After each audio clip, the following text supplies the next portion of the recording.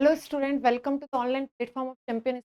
अभी जो हम लोग करंट टॉपिक चल रहा है टॉपिक्स, आज उसका हम लोग फोर्थ पार्ट देखने वाले हैं। पहले पार्ट में हम लोग सेल के परिभाषा, खोज ना, बेसिक इन्फॉर्मेशन के बारे में पढ़ा था। दूसरे पार्ट में हमने टाइप पढ़े थे ना। तीसरे पार्ट में हमने केंद्रक वगैरह पढ़ा है। आज चौथे पार्ट में हम लोग सेल ऑर्गेनल्स पढ़ना है सर।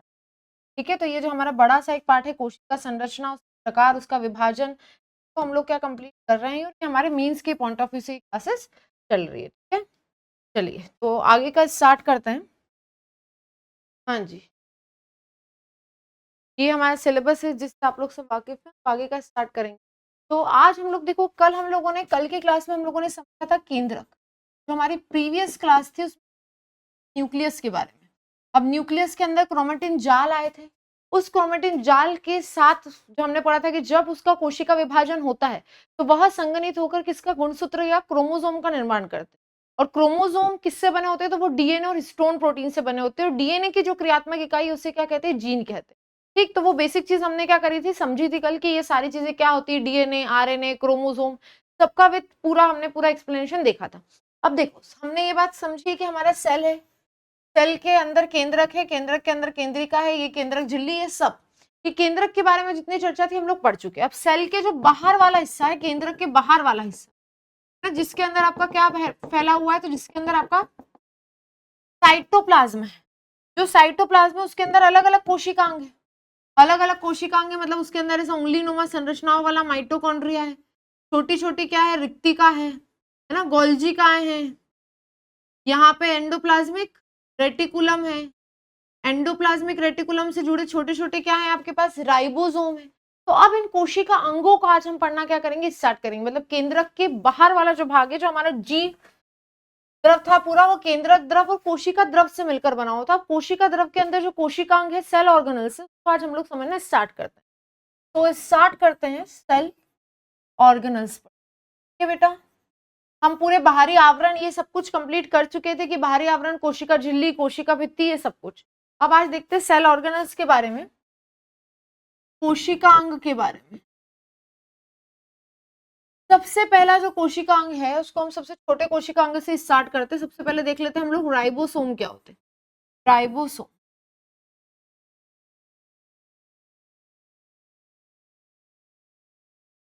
राइबोसोम के जो खोज करता है वो है जॉर्ज पेलार्ड। 1953 में इसकी खोज हुई थी। ये क्या होती है तो याद रखना, यह बहुत छोटी छोटी कणिकामय संरचनाएं होती है। जो कहां पर पाई जाती है तो याद रखें, छोटी कणिकामय संरचनाएं हैं जो केंद्रक के साथ जुड़ी ईआर, एंडोप्लाज्मिक रेटिकुलम, या जिसको हम कहते हैं अंतः प्रद्रवी जालिका से जुड़े रहते हैं। तथा इसके अतिरिक्त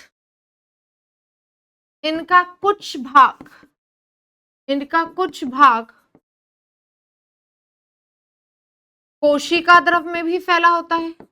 कोशिका द्रव, माइटोकॉन्ड्रिया, हरित लवक आदि में भी होते हैं, में भी होता है। तो देखो, वैसे तो राइबोसोम आपको कहाँ मिलेंगे, तो राइबोसोम आपको कोशिका के अंदर कहाँ मिलेंगे, तो ये अंतःप्रद्रवी जालिका के ऊपर जुड़े होते हैं। अंतःप्रद्रवी जालिका हम लोग स्टार्टिंग से समझते आ रहे हैं, एंडोप्लाज्मिक रेटिकुलम, तो उसके ऊपर जुड़े रहते हैं ऐसे कणिकामयी संरचनाओं के रूप में। या फिर इसके अलावा इनका कुछ बिखरे हुए रहते हैं, कोशिका द्रव में भी बिखरे हुए रहते हैं, है ना। इनका कुछ पार्ट माइटोकॉन्ड्रिया, हरित लवक, इसमें बिखरा हुआ रहता है। तो हम देखो, हमें अगर एग्जाम में फ्रेम करना है आंसर, तो हम पॉइंट वाइज इसको देखेंगे कि हाँ, हम पहले ये बता सकते हैं कि कोशिका में कहाँ है, अब ये किन किन में पाए जाते हैं ना। तो जो राइबोसोम होते हैं वो आप ध्यान रखेंगे, ये सभी यूकैरियोटिक, जितनी भी हमारी सभी प्रोकैरियोटिक व यूकैरियोटिक कोशिकाओं में पाए जाते हैं।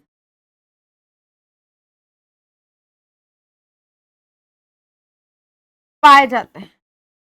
ठीक है, इसका क्या मतलब है, तो जितने भी आपके जंतु हैं, जितनी भी पादप कोशिका हैं, जितने भी कवक है, जितनी भी शैवाल हैं, ठीक, जितने भी जीवाणु हैं, उन सभी में क्या होता है, ये पाए जाते हैं। कौन, तो कौन, आपके राइबोसोम। तो राइबोसोम वो छोटी छोटी सी कण जैसी संरचना है जो कोशिका द्रव में भी बिखरी हो सकती है, केंद्रक के ऊपर जुड़ी जो अंतःप्रद्रवी जालिका उसके ऊपर तो होती होती है, और ये किस में होगी, तो भाई सभी में, चाहे वो कोशिका प्रोकैरियोटिक हो, अविकसित हो, चाहे वो कोशिका विकसित हो, दोनों ही प्रकार की कोशिकाओं में आपको मिलेंगी। ठीक है, तो बिल्कुल इसमें कोई डाउट नहीं रखना है, ये राइबोसोम एक ऐसा कोशिकांग है जो सभी प्रकार की कोशिका में, चाहे प्रोकैरियोटिक हो यूकैरियोटिक, सभी में पाया जाता है। हमने जब प्रोकैरियोटिक लिखा था तो आप लोगों ने देखा होगा, हमने वहां लिखा था झिल्ली युक्त कोशिकांग अनुपस्थित होते, तो झिल्ली युक्त नहीं है, छोटा सा कण जैसा कोशिकांग है जो दोनों में होगा, किसमें, तो आपकी यूकैरियोटिक में भी और प्रोकैरियोटिक में भी। ठीक, तो उसमें बिल्कुल कंफ्यूज होने की आवश्यकता नहीं है। चलिए अगला पॉइंट यहाँ पे आपको जो ध्यान रखना है, इसका काम क्या होता है। जो हमारे राइबोसोम होते हैं इनका मेन काम क्या होता है, तो इसका मेन काम याद रखेंगे, अमीनो अम्ल की सहायता से, अमीनो अम्ल की सहायता से प्रोटीन संश्लेषण में सहायता करते हैं। अमीनो अम्ल की सहायता से प्रोटीन संश्लेषण का कार्य करते हैं। याद रखना, प्रोटीन किसके बहुलक होते हैं, तो प्रोटीन अमीनो अम्ल के बहुलक होते हैं, और ये अमीनो अम्ल के द्वारा प्रोटीन को बनाने का काम करते हैं।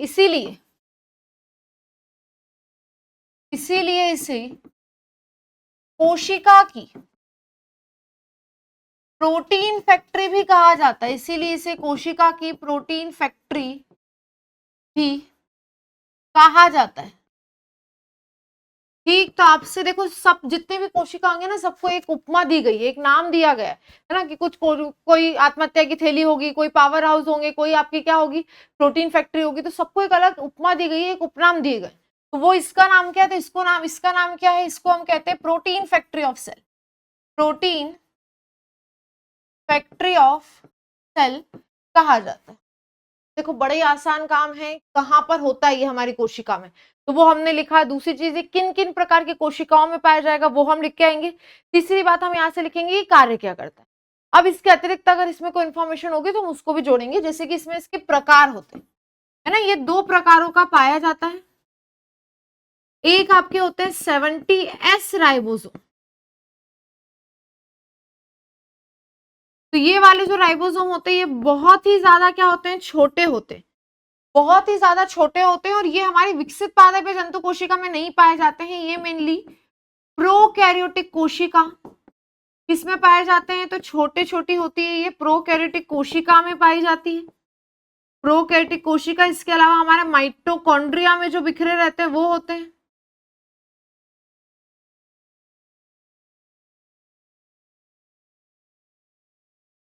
माइटोकॉन्ड्रिया, हरित लवक आदि में पाए जाते हैं।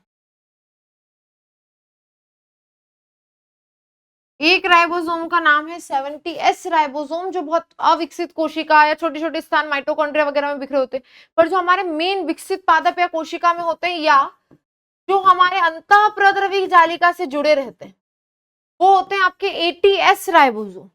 ठीक है, ये अपेक्षाकृत थोड़े कैसे होते हैं, बड़े होते हैं, है ना। ये कहां पर होते हैं, तो ये मेनली आपकी यूकैरियोटिक कोशिका, यूकैरियोटिक कोशिका मतलब विकसित पादप व जंतु में पाए जाते हैं।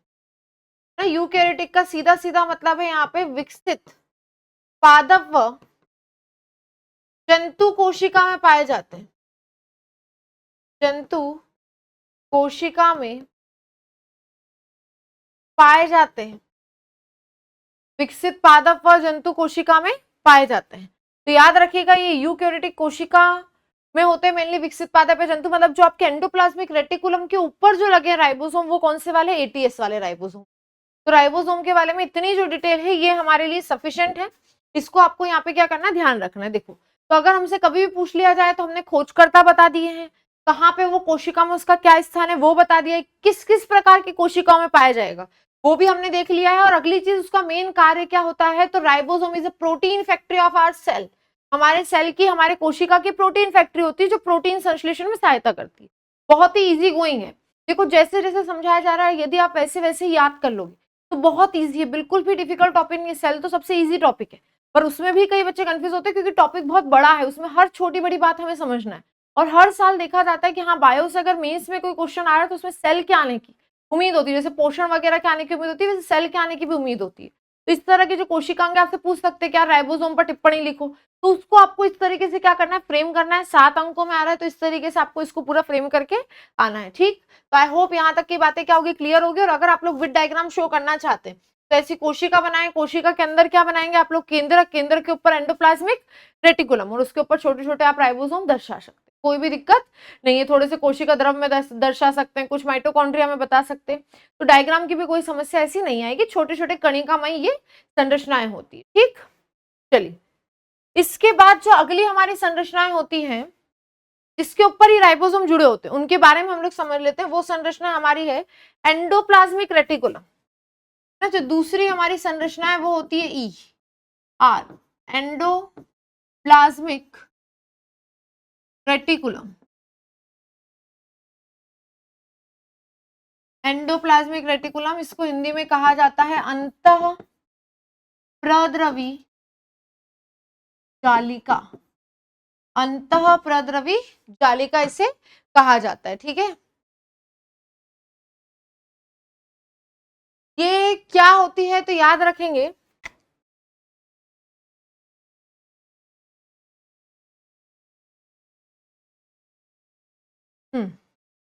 अब देखो पहली चीज तो हम देख लेते हैं कि ये कहाँ पाई जाती है। तो ये तो हमें पता है कि ये कहाँ होती है, तो हमारी कोशिका में केंद्रक के ऊपर जो जुड़ी हुई संरचनाएं होती है वो किसकी होती है, अंतः प्रद्रवी जालिका की। और ये बात मैंने कही थी कि अंतः प्रद्रवी जालिका केंद्रक से स्टार्ट होकर प्लाज्मा झिल्ली तक जाती है। ठीक, तो हम इसमें सबसे पहले लिख लेंगे। हाँ, एक बात याद रखना, इसके जो खोजकर्ता है वो इसके खोजकर्ता आपके हैं एडवर्ड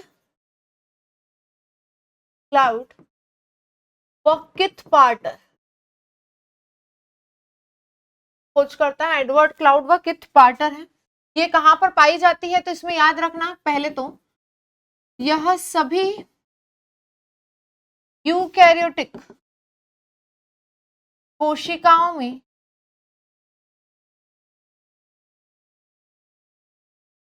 पाई जाती है, किंतु विषाणु, जीवाणु या प्रोकैरियोटिक में नहीं पाई जाती है ना। प्रोकैरियोटिक में ये नहीं होती है, प्रोकैरियोटिक में नहीं पाई जाती है। तो यह सभी आपके यूकैरियोटिक में तो होगी, मतलब आपके विकसित पादप और जंतु में तो होगी, पर प्रोकैरियोटिक में नहीं होगी। तो ये बहुत इजी बात है, हम लोगों ने उसमें भी देखा था कि झिल्ली युक्त कोशिकांग है। ठीक, तो ये नहीं पाए जाएंगे। अब क्या होती है, तो ये होती क्या है याद रखना, यह झिल्ली युक्त नलिकाओं का एक बड़ा तंत्र है। मतलब बहुत सारी झिल्ली युक्त नलिकाएं हैं, बड़ा बड़ा तंत्र है जो कहाँ होता है भाई, तो जो आपकी केंद्रक झिल्ली से, केंद्रक झिल्ली से कहां तक होता है, तो ये आपकी केंद्रक झिल्ली से कोशिका झिल्ली, कोशिका या जिसे हम कहते हैं प्लाज्मा झिल्ली तक, प्लाज्मा झिल्ली तक फैला रहता है, फैला रहता है। तो भाई ये कहां से कहां तक फैला रहता है, तो देखो पहली बात तो हमने वही की है, किस तरह की कोशिकाओं में पाई जाती है, इसकी खोजकर्ता हमने देख ली। और अगली बात ये कहां से कहां तक फैला होता है, तो ये कहां से कहां तक फैला होता है, तो ये आपकी जो केंद्रक झिल्ली उससे आपकी बाहरी वाली झिल्ली मतलब कोशिका झिल्ली तक फैला होता है। और ये क्या करता है, ठीक है, हाँ, इसीलिए पहले तो इसका नाम जान लो, इसीलिए इसे कोशिका का कंकाल, कोशिका का कंकाल भी कहा जाता है, कोशिका का कंकाल भी कहा जाता है स्केलेटन ऑफ सेल। ठीक है, स्केलेटन ऑफ सेल क्यों कह रहे हैं भाई, क्योंकि हमारी कोशिका में झिल्ली तंत्र का क्या कर रहा है, कोशिका के अंदर झिल्ली तंत्र का निर्माण कर रहा है। एक बहुत बड़े मेम्ब्रेन सिस्टम का निर्माण कर रहा है। कहां से कहां तक फैला हुआ है? तो अंदर केंद्रक झिल्ली से बाहर कोशिका झिल्ली तक फैला हुआ है। तो ये एक बहुत बड़े हमारे कोशिका या झिल्ली तंत्र का क्या कर रहा है? निर्माण कर रहा है। इसीलिए इसका नाम क्या दिया गया है? कोशिका का कंकाल। देखो राइबोसोम का नाम क्या था? राइबोसोम का नाम था प्रोटीन फैक्ट्री ऑफ सेल, है ना। राइबोसोम का नाम आपका था प्रोटीन फैक्ट्री ऑफ सेल। वैसे इसका नाम क्या? तो इसका नाम है कोशिका का कंकाल। बहुत ही इजी गोइंग है, बहुत अच्छे से याद हो जाएगा, तो ये याद रखना है हमें। अब देखो, अब इसका कार्य क्या होता है, ठीक। तो देखो ये अंदर से बाहर तक फैली हुई है, इसीलिए इसका जो मेन काम होगा, इसका काम है कार्य केंद्रक द्रव व कोशिका द्रव के मध्य पदार्थों का के आवागमन का कार्य करती है। अंतः प्रद्रवी जो जालिका है वो अंदर से बाहर तक फैली हुई है, मतलब आपका जो केंद्रक द्रव है केंद्रक के अंदर है, और वो लिक्विड जो केंद्रक के बाहर है कोशिका द्रव। उन दोनों में अगर कोई पदार्थ अंदर बाहर लाना है, ले जाना है, तो उसको अंदर बाहर लाने ले जाने का ये क्या करेगी? कार्य करेगी। तो बहुत ही इजी सा काम है इसका, और इसे क्या करता है? कोशिका का कंकाल कहा जाता है। अब वही कुछ अन्य बात यहाँ पे ये है कि इसके भी दो प्रकार होते हैं। इसके भी दो प्रकार होते हैं। कौन कौन से? एक होता है SER, एक होता है RER। SER कौन होता है? तो SER होती है आपकी smooth endoplasmic reticulum, smooth endoplasmic reticulum. और एक होती है आपकी RER, जिसे हम कहेंगे rough endoplasmic reticulum, rough endoplasmic reticulum. ठीक है, तो दो हो गए आपके, एक हो गई स्मूथ, एक हो गई रफ। इसे कहा जाता है चिकनी अंतःप्रद्रवी जालिका, अंतःप्रद्रवी जालिका। अब इसका क्या अर्थ है? तो भाई चिकना अंतःप्रद्रवी जालिका वो होगी जिस पर राइबोसोम अनुपस्थित होंगे, जिसके ऊपर राइबोसोम क्या होंगे? अनुपस्थित होंगे, जिस पर राइबोसोम अनुपस्थित हो, मतलब जिस पर राइबोसोम नहीं लगे। देखो सारी अंतःप्रद्रवी जालिका पे नहीं लगे होते, मैंने कहा था कुछ अंतःप्रद्रवी जालिका पे लगे होते हैं, कुछ जगह खाली भी होती है। तो जिस जगह पर नहीं लगे वो क्या कहलाएगा? वो कहलाएगा आपका स्मूथ एंडोप्लाज्मिक रेटिकुलम। ठीक है, अब इसके पास राइबोसोम नहीं है तो ये प्रोटीन संश्लेषण नहीं कर पाएगा, तो ये प्रोटीन संश्लेषण का कार्य नहीं करती है। तो फिर ये जो स्मूथ एंडोप्लाज्मिक रेटिकुलम है ये किसका संश्लेषण करेगी? तो याद रखना ये लिपिड, ग्लाइकोजन, है ना, ये भी पदार्थ होते हैं हमारे शरीर में पाए जाने। लिपिड वसा जिसके अंदर पाए जाते चिकने या तेलयुक्त पदार्थ। ग्लाइकोजन ग्लूकोज का रूप होता है क्या? ग्लाइकोजन हमारे शरीर का संचित भोज्य पदार्थ है। ठीक, तो ग्लाइकोजन स्टीरॉइड भाई ये भी एक तरह का क्या है? तो ये भी एक तरह का हमारे अंदर पाए जाने वाला एक वसा है, लिपिड है। स्टीरॉइड आपने सुना होगा, स्टीरॉइड जो होते हैं हमारी बॉडी को एक सक्रियता या एक्टिवेटर का काम करते हैं, और हमारी बॉडी में एक अलग टाइप की एनर्जी प्रदान करने का क्या करते हैं? कार्य करते हैं। इसे बाहर से आर्टिफिशियली भी लिया जाता है, बट अब इसे बैन कर दिया गया। बाकी हमारे शरीर में कोलेस्ट्रॉल नामक एक स्टीरॉइड तो व्यापक रूप से पाया जाता है। ठीक, तो लिपिड, ग्लाइकोजन व स्टीरॉइड आदि के संश्लेषण में सहायक है, आदि के संश्लेषण में सहायक है। ठीक, तो आई होप आप लोगों को ये वाली साइड बिल्कुल अच्छे से समझ में आ गई होगी। एक बार पीछे से मैं पूरा रिवाइज करवा दे रही हूँ। क्या? तो आपका अंतःप्रद्रवी जालिका क्या है? तो ये सभी यूकैरियोटिक कोशिका में तो पाई जाती है, पर ये प्रोकैरियोटिक कोशिका मतलब जो अविकसित कोशिका उनमें नहीं पाई जाती। ये क्या है? तो ये झिल्ली युक्त नलिकाओं का एक बहुत बड़ा तंत्र, एक बहुत बड़ा जाल है, जो अंदर केंद्रक झिल्ली से बाहर कोशिका झिल्ली तक फैला हुआ है, इसीलिए इसे हम कोशिका का कंकाल कहते हैं। इसका कार्य क्या है? तो अंदर से बाहर तक पदार्थों का क्या करना? आवागमन करवाना। ठीक है, अंदर केंद्रक द्रव और कोशिका द्रव के बीच पदार्थों को लाना ले जाने का काम ये करता है। दो प्रकार की होती है, स्मूथ मतलब जिसके ऊपर राइबोसोम ना हो, और राइबोसोम नहीं है तो भाई राइबोसोम का काम प्रोटीन का संश्लेषण है। अब इसके पास राइबोसोम नहीं तो ये प्रोटीन का संश्लेषण नहीं कर पाएंगे, तो ये क्या करेंगे? तो ये उस प्रोटीन के अलावा ये लिपिड, ग्लाइकोजन या स्टीरॉइड का संश्लेषण का हेल्प करते हैं। और रफ एंडोप्लाज्मिक रेटिकुलम है, इसमें तो कोई दिक्कत ही नहीं, ये है हमारी खुरदुरी अंतःप्रद्रवी जालिका।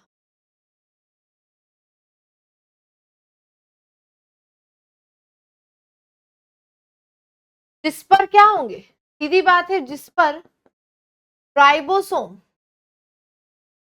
उपस्थित हो वो क्या हो जाएंगे आपके रफ एंडोप्लाज्मिक रेटिकुलम, जिस पर राइबोसोम क्या हो उपस्थित हो।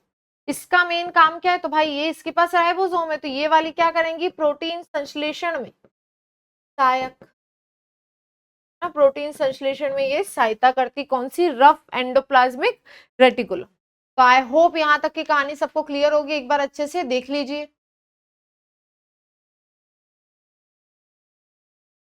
ठीक, चलिए अगली उस पे बढ़ते हैं हम। अगला जो कोशिकांग हम लोग देखेंगे वो है हमारे गोल्जी का, गोल्जी।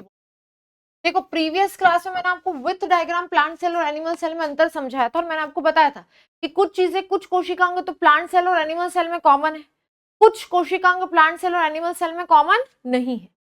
तो भाई जो कॉमन वाले पहले हम वो पढ़े, राइबोसोम दोनों में होते हैं, चाहे वो कोई प्लांट हो चाहे एनिमल, मतलब सभी तरह के प्रोकैरियोटिक में होते हैं, है ना। आपका एंडोप्लाज्मिक रेटिकुलम भी होता है, उसके बाद आपका ये भी होता है, सभी प्रकार के यूकैरियोटिक में होता है, उसके बाद आपका गोल्जी काय भी होता है। तो अभी हम कॉमन वाले पढ़ रहे हैं, फिर हम वो पढ़ेंगे जो दोनों में अलग अलग, जैसे लाइजोसोम, ये एनिमल सेल में होता है, प्लांट में नहीं होता है। प्लास्टिड, ये प्लांट सेल में होता है, एनिमल में नहीं होता है। ठीक, तो इस तरह से हम पढ़ेंगे। तो गोल्जी काय तो दोनों में होता है। तो पहली सबसे बात याद रखेंगे, इसकी खोज जो है वो की थी कैमिलो गोल्जी ने। ये जो खोजकर्ता है वो है आपके कैमिलो गोल्जी, जिन्होंने इसकी खोज की थी 1898 में। ठीक है, याद रखना कहां पे की थी, तो उल्लू व बिल्ली की तंत्रिका कोशिका में खोजा था। ठीक है, इसे उल्लू व बिल्ली की तंत्रिका कोशिका में क्या किया था, खोजा था। इसे गोल्जी काय के अलावा लाइपोकॉन्ड्रिया भी कहा जाता है, गोल्जी काय के अलावा लाइपोकॉन्ड्रिया भी कहा जाता है। तो हमने खोजकर्ता देख ली, खोजकर्ता कौन है, कैमिलो गोल्जी। अब ये कहाँ कहाँ पाई जाती है, तो याद रखेंगे सभी यूकैरियोटिक कोशिका में पाई जाती है, किंतु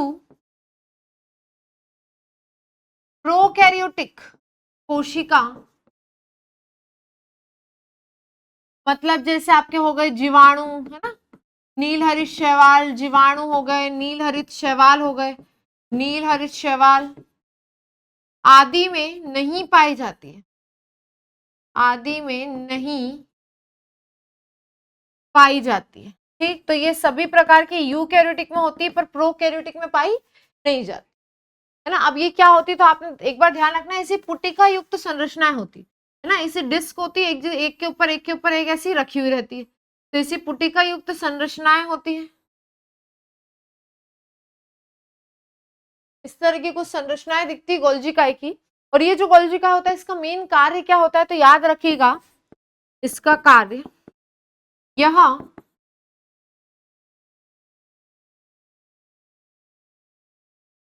हाँ भाई याद रखना कार्य में कि झिल्ली तंत्र का एक भाग अंतःप्रद्रवी जालिका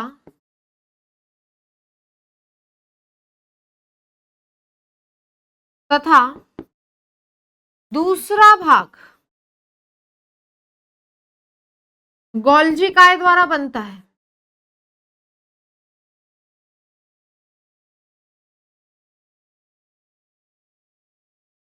तो झिल्ली तंत्र का एक भाग क्या होता है आपका, किसके द्वारा बनता है, आपका अंतःप्रद्रवी जालिका ने बनाया, दूसरा गोल्जी का है। और ये मेन कार्य क्या करती है, तो अंतःप्रद्रवी जालिका में बने पदार्थों, अंतःप्रद्रवी जालिका में बने पदार्थों को, जो अंतःप्रद्रवी जालिका में बन रहे हैं या उससे आवागमन हो रहा है जिन पदार्थों का, तो भाई ऐसा है ना कि कभी कोई आ रहा है कोई जा रहा है, ऐसे तो पूरी सेल में बिखर जाएंगे वो, है ना, पूरी सेल में भीड़ भड़क्का हो जाएगा, है, प्रोटीन जा रहा है, अमीनो अम्ल आ रहा है, है ना, फिर स्टीरॉइड जा रहे हैं, ऐसा चलता रहेगा, तो भाई उनको एक हमें पैक करके रखना पड़ेगा। तो ये तुम मान लो ये वो बॉक्स है, तो ये अंतःप्रद्रवी जालिका में बने पदार्थों को संवेष्टित, संवेष्टित मतलब पैक करके, संग्रहण मतलब स्टोर करके, व स्त्रवण मतलब सिक्रीट करना आदि का कार्य करती है। हाँ भाई, तो देखो सबसे पहली बात, इसे खोजकर्ता कौन है? कैमिलो गोल्जी, जिन्होंने उल्लू व बिल्ली के तंत्रिका कोशिका में इसको खोजा था। ठीक, अगली बात ध्यान रखेंगे, सभी प्रकार की यूकैरियोटिक मतलब विकसित पादप व जंतु में तो पाई जाती है क्योंकि झिल्ली युक्त कोशिकांगे, बट हमारे जो प्रोकैरियोटिक सेल है, छोटे छोटे जीवाणु है, विषाणु है, उनमें ये पाई नहीं जाती है। अब इसका मेन कार्य क्या है? तो भाई झिल्ली तंत्र का एक भाग अंतःप्रद्रवी जालिका ने बनाया, मतलब एक बहुत बड़ा उसने मेम्ब्रेन सिस्टम बनाया। दूसरा जो झिल्ली तंत्र का भाग है वो आपका गोल्जी काय बनाता है, और गोल्जी काय करता क्या है? तो अंतःप्रद्रवी जालिका जो पदार्थों को एक जगह से दूसरी जगह लाने ले जाने का कार्य करे, तो भाई वो पदार्थ इधर उधर बिखर जाएंगे, तो उनको बिखरने नहीं देना, उनको संवेष्टित मतलब पैक करके रखना, स्टोर करके रखना, और जब जरूरत पड़े तो सिक्रीट करना। ये सारे काम कौन करती है? तो कौन करती? गोल्जी काय। तो याद रखना, ये अंतःप्रद्रवी जालिका में जो पदार्थ जाने आने वाले हैं, जिनका आवागमन होने वाला है, उन्हें स्टोर करके रखने का, पैक करके रखने का काम करती है।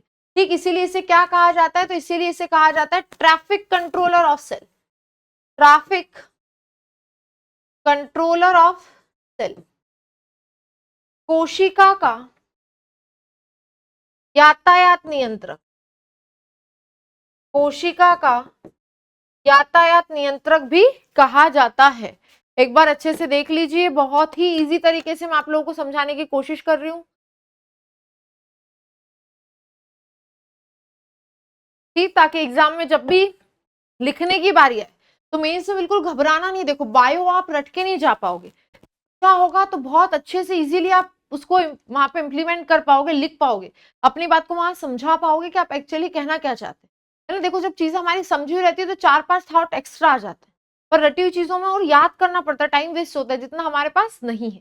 तो ऐसे जिस तरह से आपको समझाया जा रहा है उसको बिल्कुल बेसिक फॉर्म में ऐसे ही समझिए। ठीक, तो आई होप ये जो तीसरा हमारा कोशिकांग है ये भी आप लोगों को क्या होगा? क्लियर होगा।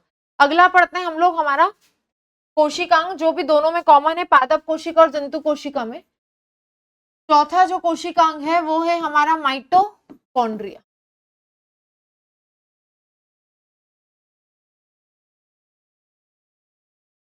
माइटोकॉन्ड्रिया को हिंदी में सूत्रकणिका भी कहा जाता है, सूत्रकणिका, और इंग्लिश में तो इसे माइटोकॉन्ड्रिया ही बुलाया जाता है, तो कॉन्ड्रिया ही बुलाया जाता है। इसकी जो खोज हुई थी वो 1880 में की थी कॉलेकर ने, पर इससे जो नाम दिया है वो 1888 में दिया था बेंडा नामक वैज्ञानिक।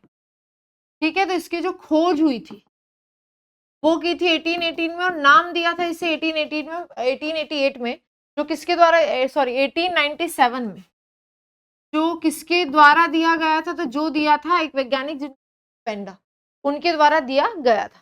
ठीक, अब ये कहाँ कहाँ पाई जाती है पहले हम वही समझ। देखो याद रखना, माइटोकॉन्ड्रिया कुछ ऐसी दिखती है, दोहरी झिल्ली युक्त संरचनाएं हैं जिसके पास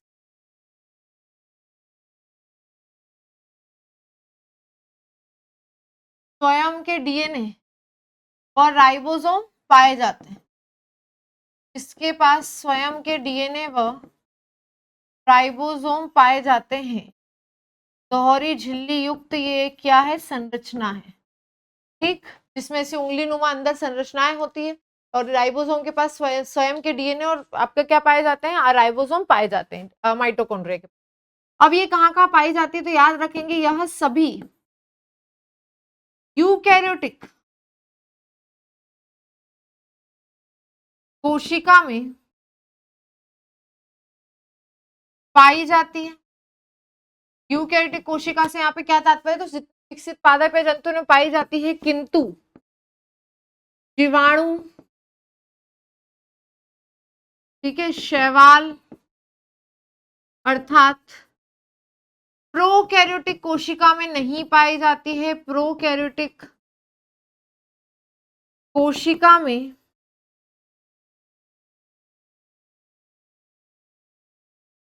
नहीं पाई जाती।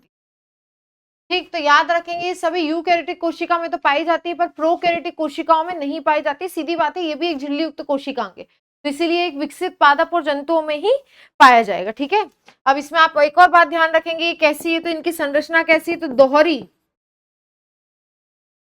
दोहरी झिल्ली युक्त संरचनाएं हैं,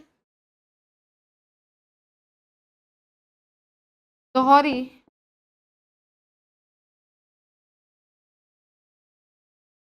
झिल्ली युक्त संरचनाएं हैं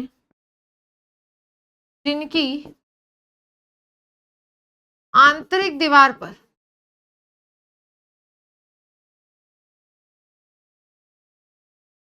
उंगली नुमा संरचनाएं पाई जाती है,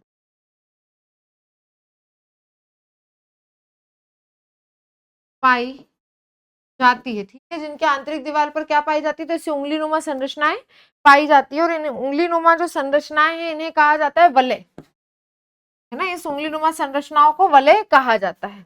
और साथ ही साथ आप ये याद रखेंगे, तथा इनके पास स्वयं के डीएनए व राइबोसोम होते हैं, स्वयं के डीएनए व राइबोसोम होते हैं।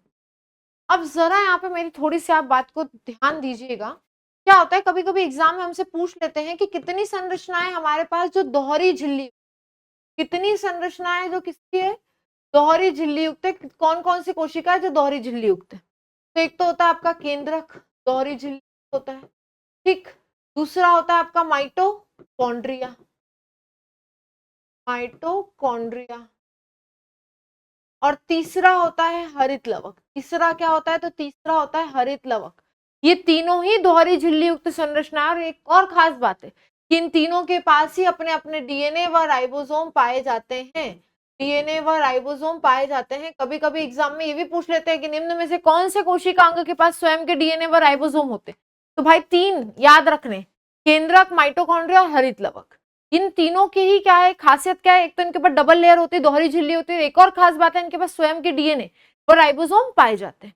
तो आई होप आप लोगों को बिल्कुल क्लियर होगा। इसके खोजकर्ता हम लोगों ने देख लिए कहां पर पाई जाती है, तो यूकैरियोटिक में होती है, प्रोकैरियोटिक में नहीं होती। कैसी संरचना है, तो दोहरी झिल्ली युक्त संरचना, अंदर इसे उंगलीनुमा संरचनाएं होती है, ठीक, और ये जो उंगलीनुमा संरचना इन्हें वलय कहा जाता है, और इसके पास स्वयं के डीएनए व राइबोसोम होते हैं। अब अगर मैं इसके कार्य की बात करूं, तो चलिए इसका कार्य समझते हैं। अगर हम इसके कार्य की बात करें तो याद रखिएगा, इसे कोशिका का पावर हाउस भी कहा जाता है,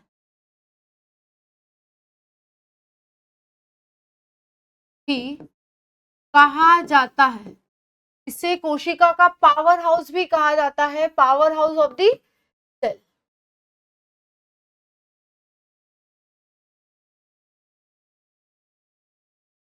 क्यों कहा जाता है, तो बहुत अच्छे से इसको हम समझ,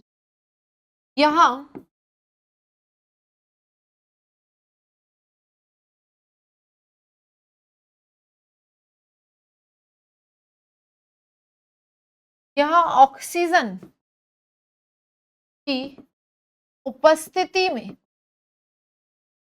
भोजन, भोजन मतलब आपका है ग्लूकोज के विखंडन का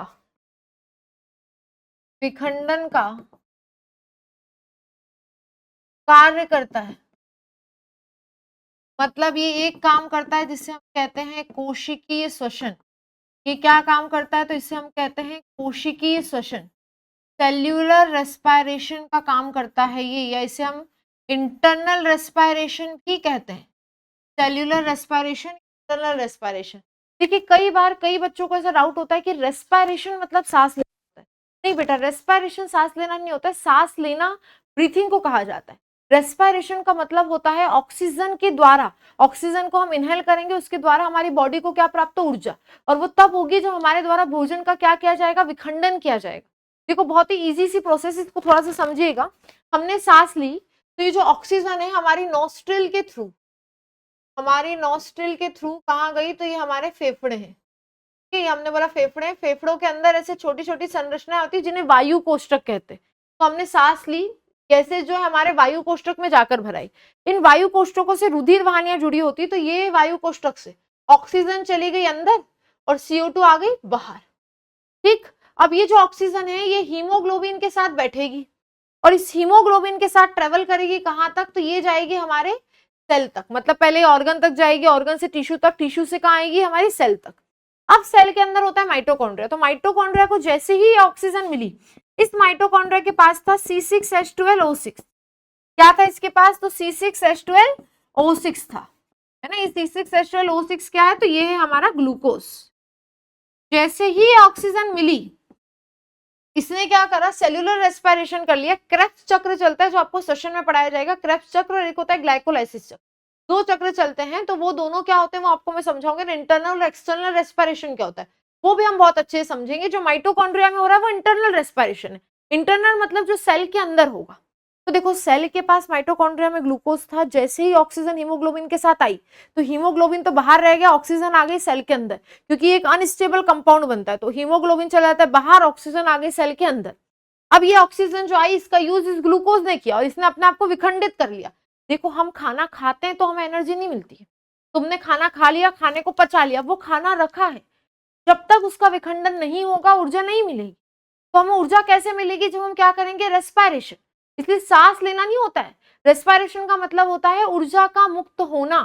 ठीक है, ऊर्जा का मिलना हमारी बॉडी को, हमारे जो भोजन खाया उससे हमें ऊर्जा कम मिलेगी जब क्या होगा हमारी बॉडी में, रेस्पिरेशन। तो ये रेस्पिरेशन हुआ। ठीक है, तो इस ऑक्सीजन ने इस ग्लूकोज को ब्रेक डाउन किया और इसको तोड़ दिया C2O और H2O में, और साथ में ATP के रूप में ऊर्जा क्या होती है बेटा, यहाँ पे मुक्त होती है। ATP होता है आपका एडिनोसिन ट्राइफॉस्फेट, है ना। कितनी होती, क्या होती, ये पूरी डिटेल में आप लोगों को बताऊंगी, अभी नहीं बता रहे हैं, पर पूरी डिटेल आप लोगों को वहां पे बताई जाएगी। कहाँ पे, जब हम पढ़ेंगे हमारा रेस्पिरेशन वाला पार्ट तब, है ना। यहाँ पे तो हम माइटोकॉन्ड्रिया समझे, तो माइटोकॉन्ड्रिया में ये समझे कि इसे क्यों कहते हैं power house of the cell. क्यों कहा जाता है भाई, क्योंकि ये ऑक्सीजन की सहायता से हमारे बॉडी में उपस्थित जो ग्लूकोज है उसका विखंडन करता है और हमें क्या देता है, वह ऊर्जा मुक्त होती है, मुक्त होती है। तो हमारे शरीर को माइटोकॉन्ड्रिया के द्वारा जब ये कोशिकीय शोषण करता है तो एनर्जी मिलती है।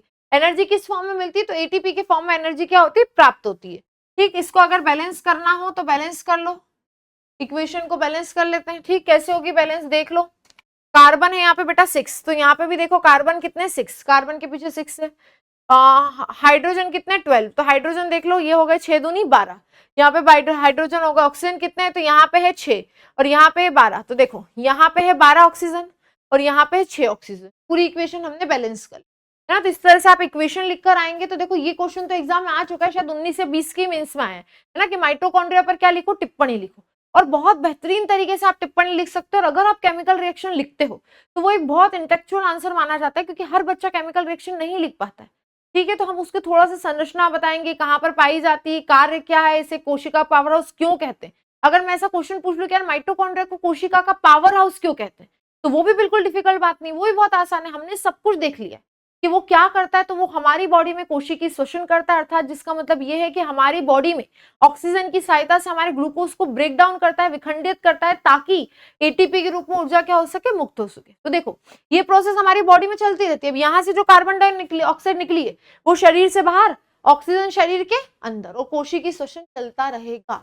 मतलब अगर हमें ऊर्जा चाहिए तो हमारी बॉडी को ऑक्सीजन चाहिए, कि केवल भोजन खाने से ऊर्जा मिलने वाली नहीं है। ठीक है, कई बच्चों को लगता है पाचन ऊर्जा दे रहा है, पाचन से ऊर्जा नहीं मिलेगी, पाचन से वो भोजन अपने सामान्य रूप में आए, पर अब उससे ऊर्जा प्राप्त करने के लिए हमें क्या चाहिएगा, तो हमें उसका क्या करना पड़ेगा, रेस्पिरेशन। ठीक, तो आई होप ये आपको बहुत अच्छे से क्या होगा, क्लियर होगा। एक बार देख लीजिए।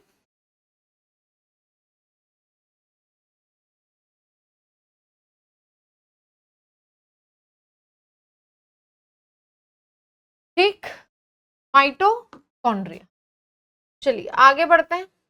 अगला जो कोशिकांग हमारा है फिफ्थ वो है हमारी रिक्तिका, वैक्यूल्स, या इन्हें रसधानियां भी कहा जाता है, रसधानियां भी कहा जाता है। तो देखो ये क्या होती है रिक्तिका या रसधानियां किसे कहते हैं? तो रिक्तिका या रसधानियां जो होती हैं ये आप याद रखेंगे, इसकी खोजकर्ता की हमें चर्चा नहीं करनी है, इस केवल हमें बेसिक कुछ बातें देखनी है। तो ये क्या करती है? तो यह सभी जंतु, कवक, शैवाल, पादप आदि में पाए जाने वाला झिल्ली युक्त कोशिका अंग है,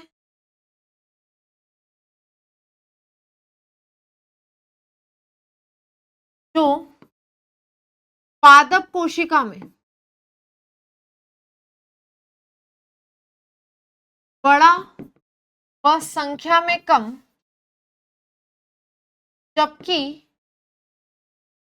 जंतु कोशिका में, है ना, याद आए बात हमने वहां पे समझी थी, जंतु कोशिका में छोटा व संख्या में अधिक होते, है ना, ये बात हमने वहां समझी थी पादप कोशिका और जंतु कोशिका में जब हम लोगों ने अंतर देखा था तब। तो हमने पहले तो बेसिक बात लिख दी कि ठीक है सभी जो कुछ जंतु कवक शैवाल मतलब कुछ प्रोकैरियोटिक में भी होता है पर अधिकांश यूकैरियोटिक में होता है।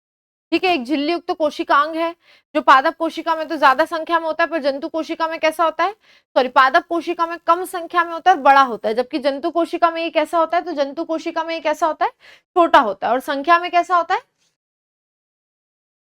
ज्यादा होता है। तो ये हमने इसके लिए बेसिक बात समझी। अब ये कार्य क्या करता है, तो याद रखेंगे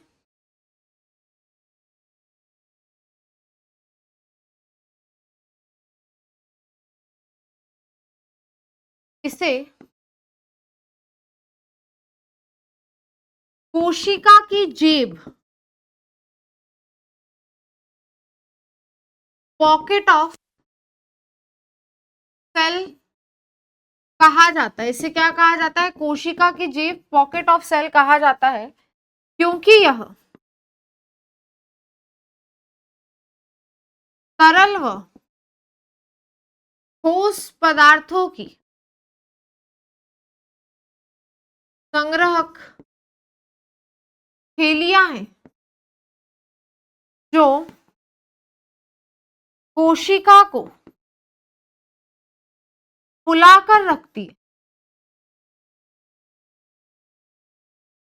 हाँ बेटा, अब बहुत ध्यान से यहाँ पे देखना, कई बच्चों यही कंफ्यूज हो जाते हैं कि मैडम अभी तो आपने कहा है कि संग्रहण का काम तो गोल्जी काय करेगा, नहीं, वहां पे मैंने स्पेसिफिकली कहा है कि एंडोप्लाज्मिक रेटिकुलम के द्वारा बने पदार्थ या वो पदार्थ जिनका आवागमन एंडोप्लाज्मिक रेटिकुलम से होने वाला है उनको पकड़ना, अपने ऐसा नहीं कि ट्रैफिक हो जाए, ट्रैफिक कंट्रोलर उसको नाम देना, मतलब ऐसा नहीं कि फैल जाए वो पदार्थ, तो उनको पैक करने का काम करते हैं। और ये हर प्रकार के पदार्थों को, ठीक है, चाहे वो तरल पदार्थ हो या ठोस पदार्थ, उनकी संग्रहक थैलियां होती है, इनके अंदर एक रस पाया जाता है जिसे कहा जाता है रिक्तिका रस, है ना, वैक्यूल्स जूस पाया जाता है और उसके अंदर ये तरल या ठोस पदार्थों को संग्रह करके रखती है।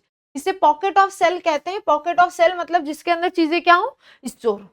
तो रिक्तिका या रसधानियों के बारे में इतनी बातें आपको क्या करनी है, यहाँ पे ध्यान रखनी है। ठीक, क्लियर है सभी को इतना? चलिए, तो देखो कितने कोशिकांग हम लोगों ने पढ़ लिए हैं, एक बार उनको रिकॉल कर लेते हैं। कोशिकांग जो सबसे पहला हमने पढ़ा था वो क्या था, राइबोसोम। राइबोसोम क्या होता है, तो भाई छोटा सा कणिकामय संरचना वाला कोशिकांग है जो एंडोप्लाज्मिक रेटिकुलम के ऊपर जुड़ा होता है, या फिर इसका कुछ भाग आपके माइटोकॉन्ड्रिया में भी बिखरा होता है, हरित लवक में भी होता है, कोशिका द्रव में भी बिखरा होता है। ठीक है, सभी प्रकार के प्रोकैरियोटिक और यूकैरियोटिक कोशिकाओं में पाया जाता है। अगली बात, ये क्या काम करता है, तो इसे हम कहते हैं कोशिका की प्रोटीन फैक्ट्री। ठीक है, protein factory of the cell. तो पहला हमने ये पढ़ा था, इसमें दो तरह के होते हैं, 70S राइबोसोम और 80S राइबोसोम। दूसरा हम लोगों ने देखा ER, endoplasmic reticulum. Endoplasmic reticulum क्या काम करता है बेटा, तो ये जो एंडोप्लाज्मिक रेटिकुलम हमने बताया था झिल्ली तंत्र का निर्माण करता है और ये पदार्थों को कोशिका द्रव से केंद्रक द्रव के अंदर लाने ले जाने का कार्य करता है, मतलब पदार्थों के आवागमन में हेल्प करता है, एक पाइप है ये। ठीक, तो एंडोप्लाज्मिक रेटिकुलम बहुत अच्छे से हम लोगों ने देख लिया है। आई होप इसमें कोई डाउट नहीं होगा। स्केलेटन ऑफ सेल इसे कहा जाता है। इसके भी दो प्रकार होते हैं, चिकनी अंतःप्रद्रवी जालिका और खुरदुरी अंतःप्रद्रवी जालिका। इसके बाद हमने देखा था गोल्जी काय, ठीक, गोल्जी काय का इसे क्या कहा जाता है, तो गोल्जी काय को कहा जाता है traffic controller of the cell. अभी एक्सप्लेन किया है इसको। तो इसमें हमने क्या करा है, इसका मेन काम होता है पदार्थों को संवेष्टित मतलब पैक करके रखना, संग्रहण करना। कौन से पदार्थ, तो अंतःप्रद्रवी जालिका में बने पदार्थ, मतलब जो वो पदार्थ जो उसके द्वारा आवागमन करने वाले हैं, ठीक है, उन पदार्थों को ये रखने का काम करता है। अगला है माइटोकॉन्ड्रिया, ये इंपॉर्टेंट है, इसमें हमने सारी चीजें देखी है। माइटोकॉन्ड्रिया का क्या रोल होता है पूरा बहुत अच्छे से यहाँ पे हमने समझा है, power house of the cell इसे कहते हैं। अगला है आपका रिक्तिका रसधानी, जो 5th कोशिकांग हमने पढ़ा है वो है रिक्तिका रसधानियां। रिक्तिका या रसधानियां क्या होती है बेटा, तो ये जो होती है ये आपकी पॉकेट ऑफ सेल मानी जाती है, मतलब ये जितने भी आपके तरल और ठोस पदार्थ है उनकी संग्रहक थैलियां हैं ना, जिनके अंदर वो सब पदार्थ क्या होते हैं, स्टोर होते हैं। ठीक, तो आई होप ये 5 कोशिकांग आप लोगों को समझ में आए होंगे, पर अभी भी कुछ कोशिकांग बाकी है जो हम लोग हमारे नेक्स्ट सेशन में देखेंगे। देखो सेल बड़ा टॉपिक है, अभी इसका हमें पूरा विभाजन देखना है, जो भी हम विद डायग्राम बहुत अच्छे से समझेंगे, है ना। देखो लिख लिख के मेरा जो पढ़ाने का आप लोगों को मोटिव है वो यही है कि जिस तरह से आंसर मैं फ्रेम करके दिखा रही हूँ आप भी फ्रेम कर सके, फिर लास्ट में हम इसके आंसर राइटिंग भी करेंगे। ठीक, तो आई होप आप लोगों को यहाँ तक की पूरी बातें क्या होगी, बिल्कुल अच्छे से क्लियर होंगी। और इसके बाद जो कोशिकांग हम लोग कल पढ़ने वाले हैं नेक्स्ट क्लास में, वो हमारे होंगे लाइसोसोम, लाइसोसोम, ठीक है, तारक काय, ये दोनों पाए जाते हैं आपके जंतु कोशिका में, और इसके अलावा लवक। ये 3 कोशिकांग हम लोग पढ़ेंगे और फिर स्टार्ट करेंगे हम लोग कोशिका विभाजन, जो कि आपकी कोशिका के अंतर्गत ही पार्ट है ना। तो कोशिका एक पूरा बड़ा आपका सेशन है, तो ये पूरा हमने धीरे धीरे करके इसको हम कंप्लीट करते जा रहे हैं। तो हमारे कल के 3 कोशिकांग और उसके बाद हम लोग कोशिका विभाजन समझेंगे। आई होप यहाँ तक की क्लास सभी को क्लियर होगी। Thank you so much. Hello student, welcome to the online platform of champion. हम लोग हमारा जो सेल का लास्ट पार्ट है उसको हम देखेंगे। हम लोगों ने कल कुछ कोशिकांग देखे थे, कुछ रिमेनिंग कोशिकांग उसे आज हम कंप्लीट करते हैं। चलिए, कल हम लोगों ने पढ़ लिया था कि राइबोसोम क्या होता है। राइबोसोम हमारा छोटा सा कणिकामय पदार्थ होता है जो एंडोप्लाज्मिक रेटिकुलम अंतःप्रद्रवी जालिका के ऊपर लगा हुआ होता है, जिसका मेन काम होता है प्रोटीन का संश्लेषण करना, उससे कहा जाता है प्रोटीन फैक्ट्री ऑफ सेल। उसके बाद दूसरा हम लोगों ने देखा था अंतःप्रद्रवी जालिका, जो हमारी कोशिका के अंदर झिल्ली तंत्र का निर्माण करती है और एक बहुत बड़ी नलिका है जो केंद्रक द्रव से कोशिका द्रव के मध्य पदार्थों का आदान प्रदान करने का काम करती है। इसे कोशिका का कंकाल, स्केलेटन ऑफ सेल भी माना जाता है। उसके बाद हमने देखा था माइटोकॉन्ड्रिया, इसे power house of the cell कहा जाता है। ये क्या करता है, इसका काम होता है कोशिकीय श्वसन करना, सेलुलर रेस्पिरेशन करना, मतलब ग्लूकोज को ऑक्सीजन की सहायता से तोड़ना ताकि एटीपी के रूप में ऊर्जा क्या हो पाए, मुक्त हो पाए। उसके बाद हम लोगों ने देखा था अगला जो था हमारा गोल्जी काय, जिसका मेन काम था, जिसे हम कहते हैं हमारे इसका traffic control of this cell, जिसका मेन काम था अंतःप्रद्रवी जालिका में बने पदार्थों को संवेष्टित, संग्रहण और स्त्रवित करने। उसके बाद लास्ट हम लोगों ने देखा था वैक्यूल्स रसधानियां, रिक्तिका जिन्हें कहा जाता है। ये क्या थी, तो इन्हें कहा जाता है पॉकेट ऑफ द सेल, कोशिका की जेब, जिसका मेन काम होता है जितने भी ठोस और तरल पदार्थ है उनको संग्रहण करने का इसका मेन काम होता है। तो ये हम लोगों ने कुछ 5 कोशिकांग हम लोगों ने कल देखे थे। रिमेनिंग कोशिकांग आज हम लोग देखते हैं, जिसके बारे में कल मैं बोल भी चुकी थी कि आज हम सबसे पहला जो देखेंगे सेल में वो होगा हमारा सेल ऑर्गेनल्स है।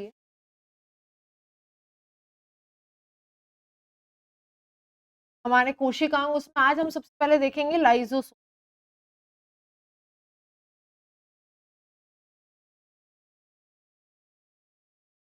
चलिए, राइजोसोम की जो खोज है वो 1955 में डी ड्यूब द्वारा की गई थी। लाइसोसोम क्या होते हैं, तो याद रखना ये जंतु कोशिका में, जंतु कोशिका में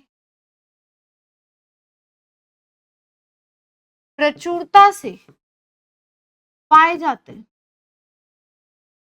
जंतु कोशिका में प्रचुरता से पाए जाते हैं, मतलब ये जंतु कोशिका के ऐसे अंगों में पाए जाते हैं जहां पर एंजाइम, अतः एंजाइम अभिक्रिया करने वाले अंग में पाए जाते हैं, करने वाले अंग में पाए जाते हैं, अंग में पाए जाते हैं। एंजाइम अभिक्रिया करने वाले अंग मतलब जैसे हमारा कौन हो जाएगा, तो हमारे अग्नाशय,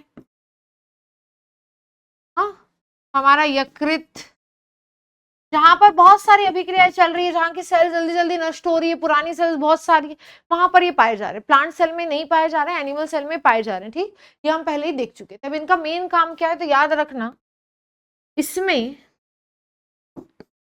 सभी प्रकार के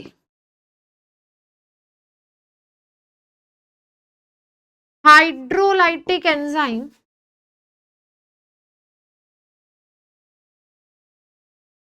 उपस्थित होते हैं। इसमें सभी प्रकार के हाइड्रोलिटिक एंजाइम उपस्थित होते हैं। हाइड्रोलिटिक एंजाइम कौन होते हैं?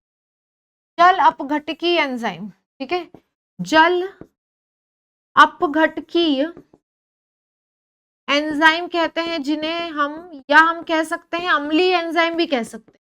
अम्लीय एंजाइम उपस्थित होते हैं, अम्लीय एंजाइम उपस्थित होते हैं। इसमें सभी प्रकार के जल अपघटकीय एंजाइम या हाइड्रोलिटिक एंजाइम पाए जाते हैं। अभी हाइड्रोलिटिक एंजाइम कौन हो गए, तो हमने बोला भाई लाइपेज हो गया, ठीक है, ट्रिपेज हो गया, तो ऐसे बहुत सारे हाइड्रोलिटिक एंजाइम इसमें पाए जाते हैं।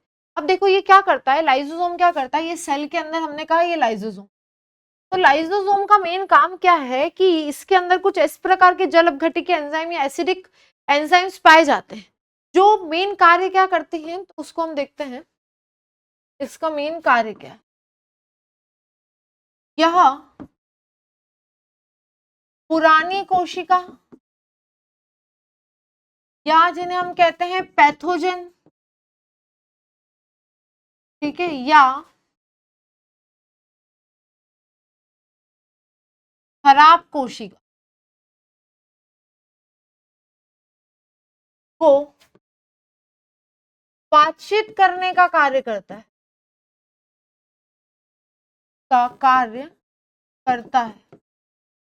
अतः हम ये मान सकते हैं, अतः यह कोशिकीय या अंतः कोशिकीय पाचन करता है। कोशिकीय या अंतः कोशिकीय पाचन का कार्य करते हैं। देखो लाइसोसोम का मेन काम क्या है बेटा, हमारी बॉडी में बहुत सारी ऐसी सेल्स है जो बहुत सारे काम कर रही है, पुरानी हो गई है, टूटी फूटी है, खराब है, पैथोजन है, जिन्हें हमारी बॉडी को नष्ट करना है। तो उन्हें नष्ट करने का काम कौन करेगा, लाइसोसोम करेगा। लाइसोसोम क्या करेगा, तो उन कोशिका को, इनके इसके अंदर हाइड्रोलिटिक एंजाइम पाए जाते हैं, उसके द्वारा वो क्या करता है, नष्ट करने का काम करता है। पर लाइसोसोम को क्या कहा जाता है, तो लाइसोसोम को कहा जाता है आत्महत्या की थैली।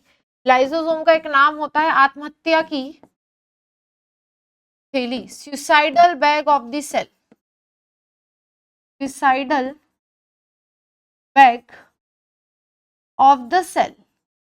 क्यों कह रहे हैं इसे suicidal bag of the cell, क्या रीजन है suicidal bag of the cell कहने का, तो याद रखना क्योंकि जब पैथोजन या पुरानी कोशिकाएं अधिक हो जाती है, पैथोजन या पुरानी, पैथोजन मतलब खराब वाली कोशिका, कैंसर कोशिका ऐसी कोशिका है, तो पैथोजन या पुरानी कोशिकाएं क्या हो जाती है, अधिक हो जाती है।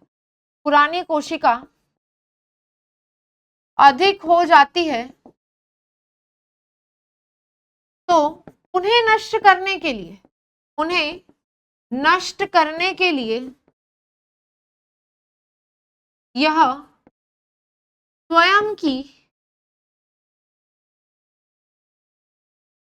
कोशिका को नष्ट कर देता है ना, मतलब फूट जाता है। इसे atom bomb of the cell भी कहा जाता है, atom bomb of the cell. देखो वैसे तो ये क्या काम करता है, इसके अंदर हाइड्रोलिटिक एंजाइम है, ये उन कोशिका को अपने अंदर लेता है, एक दो कोशिका है तो उसको अपने अंदर लेकर उसको नष्ट कर देगा, पर बहुत ज्यादा हो गई है तो फिर ये हाइड्रोलिटिक एंजाइम को ही बाहर ले आता है। ठीक है, तो ये पूरी की पूरी लाइसोसोम की कोशिका खुद ही की कोशिका को नष्ट कर लेता है ताकि हाइड्रोलिटिक एंजाइम बाहर आ जाए, और वो सारी कोशिकाओं को क्या कर देता है भाई, नष्ट कर देता है। पर याद रखना ये हमारे लिए बहुत खतरनाक कोशिका अंग भी साबित होता है, क्योंकि ब्लड कैंसर का कारण यही होता है, जब हमारे अंदर WBC व्हाइट ब्लड सेल्स बहुत ज्यादा हो जाती है।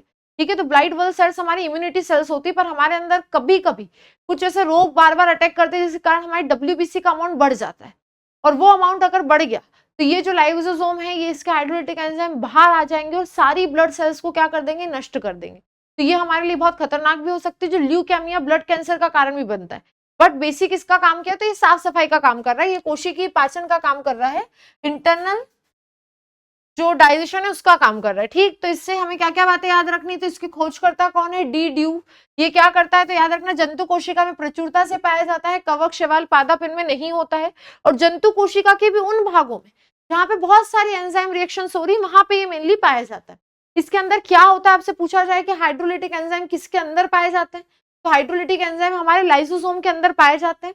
ये कार्य क्या करते हैं, तो ये कोशिका अंतः कोशिकीय श्वसन पाचन का कार्य करते हैं, मतलब कि पुरानी पैथोजन सेल, खराब कोशिकाओं ने नष्ट करने का काम करता है।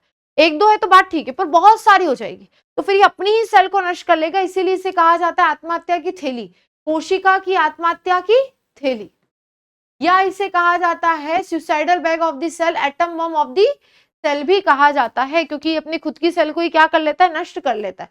तो कभी कभी देखो क्वेश्चन ऐसा भी आ जाता है कि लाइसोसोम को आत्महत्या की थैली क्यों कहते हैं, माइटोकॉन्ड्रिया को आत्महत्या की थैली क्यों कहते हैं, तो उसका भी वेल प्रूव्ड आपको पूरा समझाया गया है। कल भी हम लोगों ने पूरा अच्छे से समझा था, आज भी आपको पूरा अच्छे से बताया जाए। ठीक, चलिए अगला देखेंगे। अगला जो हमारा कोशिकांग है वो है तारक काय, सेंट्रोसोम। तारक काय सेंट्रोसोम, इसकी जो खोज करता है वो है टी बॉवरी। 1888 में इसकी खोज, टी बॉवरी 1888 में इसकी खोज हुई थी। देखो ये जो तारक काय होता है, ये क्या होता है, तो हमने कहा ये केंद्रक की बाहरी सतह पे कुछ केंद्र में मध्य में से स्थित होता है।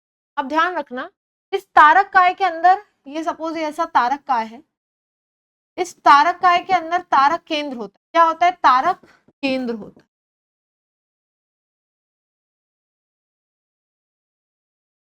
सेंट्रियोल होता है। ठीक है, ये क्या है, सेंट्रोसोम, इस सेंट्रोसोम के अंदर सेंट्रियोल होता है। ये सेंट्रियोल क्या करता है, तो अभी मैं आपको आगे पढ़ाने ही वाली हूँ, हमारी कल की क्लास कोशिका विभाजन के ऊपर ही है। तो ये जो होता है, ये सेंट्रियोल क्या करता है, तो ये सेंट्रियोल कोशिका विभाजन के समय है ना, पहले सबसे कोशिका में क्या विभाजित होता है, केंद्रक। तो ये केंद्रक के दोनों ध्रुवों पर आकर बैठ जाता है, एक है नॉर्थ पोल और दूसरा है साउथ पोल। तो दोनों ध्रुवों पर आकर क्या हो जाता है, बैठ जाता है। ठीक, यहाँ पे दोनों ध्रुवों पर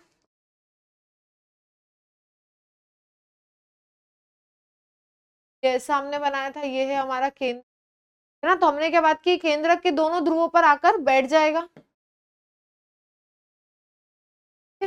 तो ये ऐसे यहाँ पे केंद्रक के दोनों ध्रुवों पर आकर बैठ जाता है, और इससे निकलती है एस्ट्रल रेज। क्या निकलती है इससे, एस्ट्रल रेज निकलती है, एस्ट्रल रेज। और ये जो एस्ट्रल रेज है, ये निर्माण करती है जो जालनुमा संरचना, इसे कहते हैं हम स्पाइंडल फाइबर, तुर्क तंतु।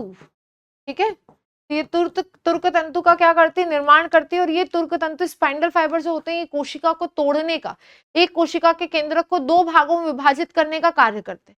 तो देखो तारक का है, मुझे समझाने की आवश्यकता नहीं है। और एक और खास बात यह है कि प्लांट सेल में ये जो स्पाइंडल फाइबर है, ये अलग से किसी और अंग के थ्रू या ऑटोमेटिक डेवलप हो जाते हैं। एनिमल सेल में मेनली क्या पाया जाता है, सेंट्रोसोम पाया जाता है, प्लांट सेल में सेंट्रोसोम नहीं पाया जाता है। ठीक, तो सेंट्रोसोम अगर कहाँ पाया जाता है, अगर ये हमसे पूछे, तो इसमें याद रखेंगे, यहाँ छोटी गोलाकार संरचनाएं हैं जो केंद्रक के बाहरी सतह पर लगभग मध्य में स्थित होती है, लगभग मध्य में स्थित होती है। ठीक है, ये जो है ये कार्य क्या करती है, तो याद रखेंगे। और हाँ, एक और बात लिखना, अधिकांशतः जंतु कोशिका में पाई जाती है, अधिकांशतः जंतु कोशिका में पाई जाती है। अब इसके अतिरिक्त ये क्या कार्य करेगी, तो याद रखना, इससे तारक केंद्र निकलता है,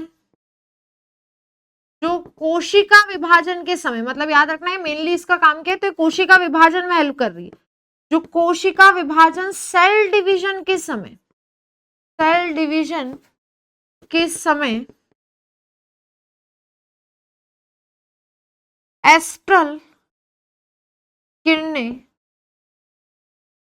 बनाता है, जिससे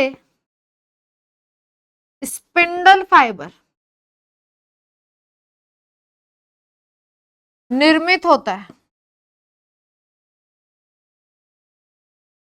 ठीक है, स्पिंडल फाइबर निर्मित होता है और एक कोशिका का जो केंद्रक है वो दो भागों में टूट जाता है। ये अभी आप लोग देखेंगे बहुत अच्छे से जब हम लोग कोशिका विभाजन देखेंगे, अर्धसूत्री, समसूत्री, हर प्रकार का विभाजन विथ डिटेल्ड डायग्राम हम लोग समझेंगे। तो ये क्या होती है, छोटी गोलाकार संरचनाएं होती है जो केंद्रक के बाहरी सतह में लगभग मध्य में स्थित होती है। मैंने बताया केंद्रक के बाहर स्थित होता है। ये जो तारक काय है ये जंतु कोशिका में होता है मेनली, पादप कोशिका में स्पिंडल फाइबर बन जाता है ऑटोमेटिक। ये क्या करता है, तो ये तारक केंद्र निकालता है जो कोशिका या सेल डिवीजन के समय एस्ट्रल किरणें छोड़ता है। और ये जो एस्ट्रल किरणें होती है क्या काम करती है, तो ये जो एस्ट्रल किरणें होती है इनसे निकलता है स्पिंडल फाइबर। इन एस्ट्रल किरणों से निकलता है स्पिंडल फाइबर, और ये स्पिंडल फाइबर क्या करता है, आपके केंद्रक जो गुणसूत्र है उनसे जाकर जुड़ जाता है। आगे आप लोग देखेंगे कोशिका विभाजन में, और उन गुणसूत्रों को दो भागों में तोड़ देता है। तो सीधी सीधी बात है कि तारक काय का मेन रोल क्या है, तो तारक काय हमारे कोशिका में कोशिका विभाजन का करवाने में क्या करता है, हेल्प करता है। ठीक,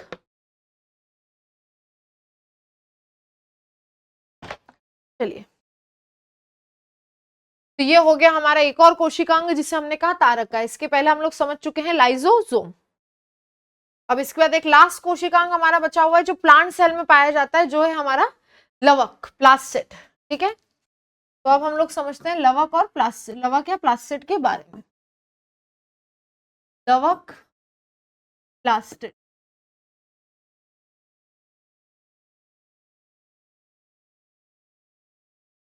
इसकी जो खोज की है वो 1865 में हैकल द्वारा की गई थी। ठीक है, ये किस में पाया जाता है, तो याद रखेंगे यह प्रायः पादप कोशिका, यह प्रायः पादप कोशिका का सबसे बड़ा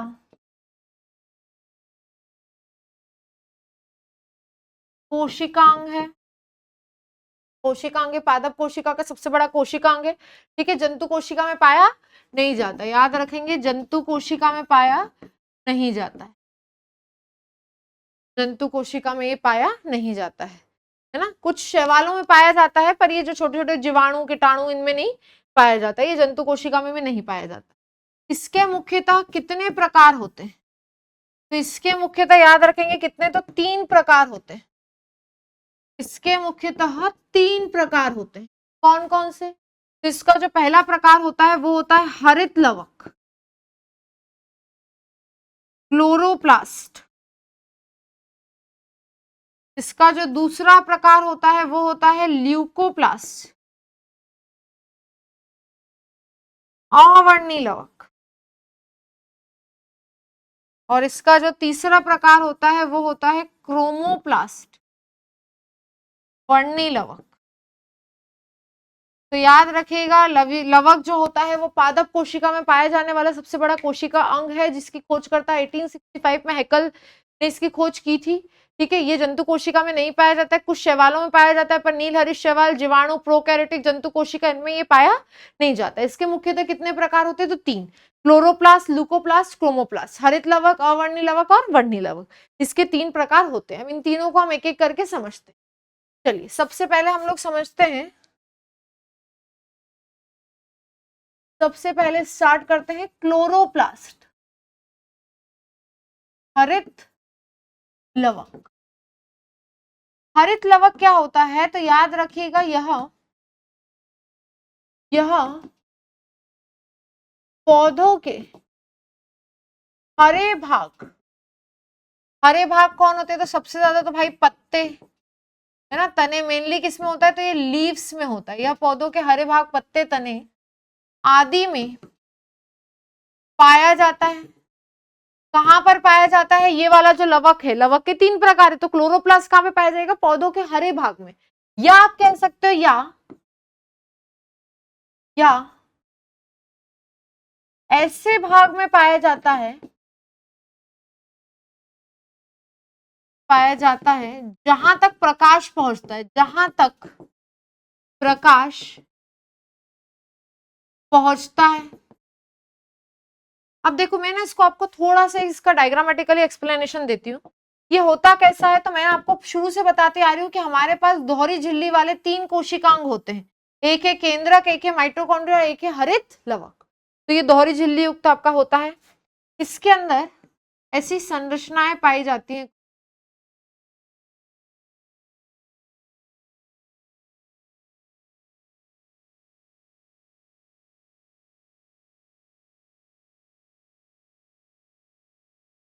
ऐसी संरचनाएं पाई जाती।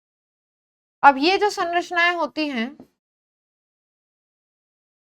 इनके बाहर इस तरह का कुछ ऐसा लिक्विड सा पाया जाता है।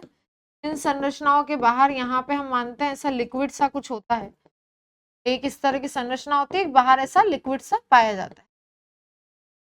ये जो संरचना है जिसको हम अंदर देख रहे हैं, ये जो पूरा है ये आपका कहलाता है ग्रेना। क्या कहलाता है बेटा? ग्रेना। ग्रेना बहुत इंपॉर्टेंट पार्ट है हमारे क्लोरोप्लास्ट का। इसके अंदर होती है लाइट रिएक्शन, हमारी फोटोसिंथेसिस की प्रकाश अभिक्रिया इसके अंतर्गत होती है। कई लोगों को लगता है कि प्रकाश संश्लेषण दिन में होता है, नहीं, प्रकाश संश्लेषण दिन में भी होता है और रात में भी होता है। और जो रात में होता है वो मेन प्रक्रिया होती है, इसमें भोजन बनता है, ठीक है। तो दिन वाला जो प्रकाश संश्लेषण उसमें ग्रेना का यूज होता है, और रात में जो लाइट डार्क रिएक्शन होती है वो इसमें होती है। इसको हम कहते हैं स्ट्रोमा। स्ट्रोमा क्या है बेटा? तो ये जेली जैसा पदार्थ, जेली जैसा जो पदार्थ यहाँ भरा हुआ है वो स्ट्रोमा है। और इस जेली जैसे पदार्थ में होगी आपकी डार्क रिएक्शन। रात में होने वाली अभिक्रिया इसमें होगी डार्क रिएक्शन, ठीक है। जेली जैसे पदार्थ में जो अभिक्रिया होगी डार्क रिएक्शन वो यहाँ पे होगी, ठीक। इसकी झिल्ली कैसी है? तो ये हम देख चुके हैं कैसा अंग है? कोशिकांग है, दोहरी झिल्ली युक्त कोशिकांग है। ये जो ग्रेना को ग्रेना से जोड़ रहा है ये कहलाता है आपका लैमिला। ये जो खाली हिस्सा है, खाली जो खोखला है बीच में, ये कहलाता है आपका ल्यूमेन। और याद रखना ये पूरा ग्रेना है, पूरी जो डिस्क का सेट है वो ग्रेना है। पर अगर एक सिंगल डिस्क की मैं बात करूं ना, एक सिंगल डिस्क की अगर मैं बात कर लूं, एक केवल सिंगल गोला, तो वो सिंगल डिस्क आपका कहलाता है थाइलाकॉइड। क्या वह कहलाता है? थाइलाकॉइड। तो ये कुछ अंग है जो हमने किसके पढ़े हैं? हरित लवक के। तो देखो हरित लवक क्या होता है? यह पौधों के हरे भाग मतलब पत्ते, मेनली पत्तों में प्रचुरता से, तनों आदि में पाया जाता है। ये ऐसे भागों में पाया जाता है जहां तक प्रकाश पहुंच रहा, ठीक। इसके 2 मेन भाग हमें याद रखने, एक ग्रेना, ये डिस्क जैसा जो पार्ट है, एक जैसे गोले गोले एक दूसरे पे बने वो ग्रेना, एक इसमें लिक्विड पार्ट है स्ट्रोमा, जेली जैसा पदार्थ। इन दोनों में ही प्रकाश संश्लेषण की अभिक्रिया होती, तब जाके पौधे जो है अपना भोजन बना पाते। देखो इतनी बात हम लोग सब जानते हैं कि पौधे सबसे अच्छे, हम मान सकते हैं जो पूरे जगत में सबसे अच्छी चीज पाई जाती है वो पौधे हैं। पौधे स्वपोषी होते हैं, वो अपने भोजन का निर्माण स्वयं करते हैं, अर्थात किसी के ऊपर निर्भर नहीं होते, ठीक है। वो क्या करते हैं? तो आप लोगों ने सुना होगा कि वो प्रकाश संश्लेषण फोटोसिंथेसिस करते हैं। कैसे करते हैं? तो पौधे CO2 और जल की उपस्थिति में, CO2 और जल के द्वारा क्लोरोफिल और प्रकाश की उपस्थिति में किसका निर्माण करते हैं? ग्लूकोज का। और साथ में हमें क्या छोड़ते हैं? ऑक्सीजन मुक्त करते हैं। तो ये पौधों का एक पूरी प्रक्रिया होती है प्रकाश संश्लेषण की। और वो प्रक्रिया हो क्यों पा रही भाई? क्योंकि पौधों के पास एक प्रकार का लवक होता है जिसे कहते हैं हरित लवक। ये हरित लवक को हरित लवक कहते ही क्यों है? क्योंकि इसके हरे रंग का कारण पर्णहरित, पर्णहरित होता है क्लोरोफिल। क्लोरोफिल की उपस्थिति है। इसके हरे रंग का कारण क्या है? तो इसके हरे रंग का कारण है क्लोरोफिल की उपस्थिति, पर्णहरित की उपस्थिति। इसके अंदर पर्णहरित पाया जाता है। कहां पर? तो ये सेंटर वाला हिस्सा दिख रहा है आप लोग, यहाँ पर, यहाँ सब जगह क्या भरा हुआ है? तो यहाँ पर सब जगह क्या भरा हुआ है? पर्णहरित, क्लोरोफिल भरा हुआ है। इसलिए तो हम कह रहे हैं उसमें लाइट रिएक्शन होगी, क्योंकि उसके पास पर्णहरित है, तो क्लोरोफिल के द्वारा ही तो प्रकाश संश्लेषण होगा। इसके हरे रंग का कारण क्या है? पर्णहरित है, ठीक। तो अब ये कार्य क्या करेगा? जो हमारा हरित लवक है वो कार्य क्या करेगा? तो उस कार्य को भी देख लेते हैं हम। ये कार्य क्या करता है? तो याद रखना, प्रकाश की उपस्थिति में CO2 व जल द्वारा क्लोरोफिल की सहायता से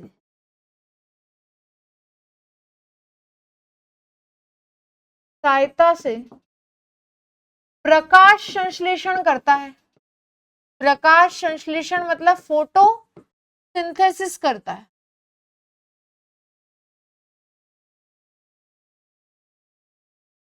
प्रकाश संश्लेषण करता है अर्थात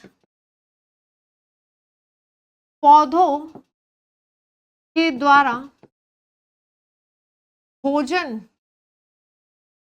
निर्माण का कार्य यहाँ होता है। भोजन निर्माण का कार्य यहाँ होता है, इसीलिए इसे किचन ऑफ प्लांट सेल पादप कोशिका का रसोई घर भी कहा जाता है। रसोई घर भी कहा जाता है।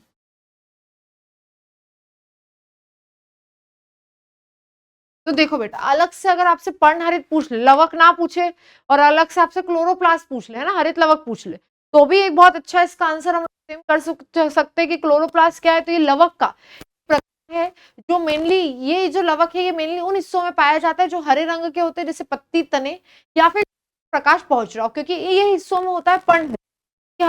कारण है पर्णहरित, क्लोरोफिल की उपस्थिति, जिसके कारण ये सक्षम होते हैं प्रकाश संश्लेषण को करने में, जो कि हर बच्चा जानता है, फोटोसिंथेसिस, और उसको भी आगे हम डिटेल में पढ़ेंगे जब हम पोषण पढ़ेंगे।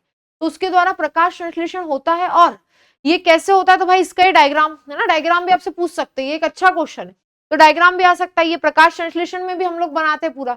ये होता है ग्रेना, यहाँ पे लाइट रिएक्शन होगी, जेली जैसा जो लिक्विड भरा है वो होता है स्ट्रोमा, डार्क रिएक्शन होगी। इनको डिस्क को जोड़ने वाला ये जो डंडा है ये लेमिला कहलाता है, अंदर का खाली हिस्सा ल्यूमेन कहलाता है। दोहरी झिल्ली युक्त पदार्थ है। और एक और बात हमने पढ़ा था कि हरित लवक के पास स्वयं के डीएनए व राइबोसोम पाए जाते हैं। याद रखना, स्वयं के डीएनए व राइबोसोम पाए जाते हैं, ठीक है, क्योंकि ये बात हमने पिछले ही क्लासेस में देखी थी कि दोहरी झिल्ली युक्त पदार्थ हमारे पास तीन ही होते हैं कोशिकांग, केंद्रक, माइटोकॉन्ड्रिया, हरित लवक, और इन तीनों के पास स्वयं के डीएनए और राइबोसोम उपस्थित होते। ठीक, तो ये हमें यहाँ पे याद रखना। अब इसका कार्य क्या है, तो कार्य बड़ी आसानी से हम लोग बता देंगे कि अब प्रकाश की उपस्थिति में CO2 और वाटर के द्वारा क्लोरोफिल की सहायता से प्रकाश संश्लेषण करता है, मतलब भोजन का निर्माण करता है। इसीलिए इसे क्या कहते हैं, इसीलिए इसे कहते हैं पादपों का रसोई घर। ठीक है, इसीलिए इसे क्या कहते हैं, तो इसे कहते हैं kitchen of the plant cell.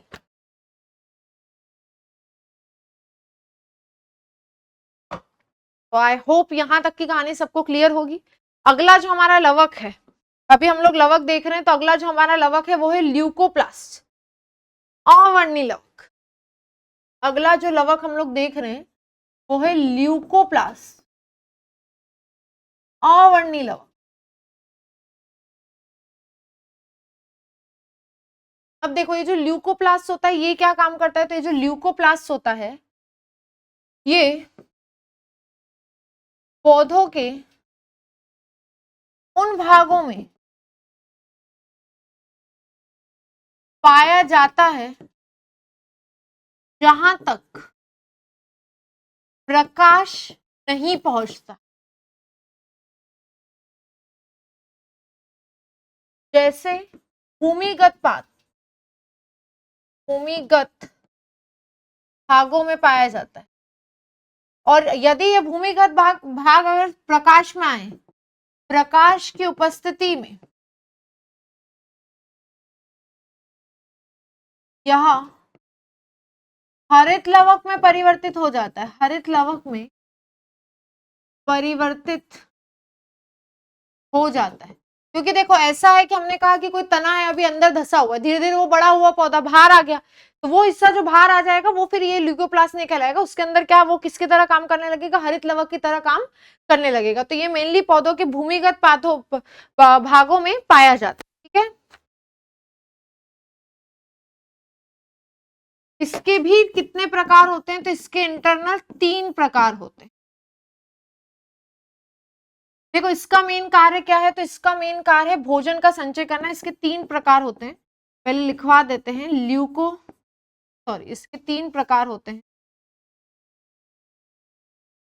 Amyloplast,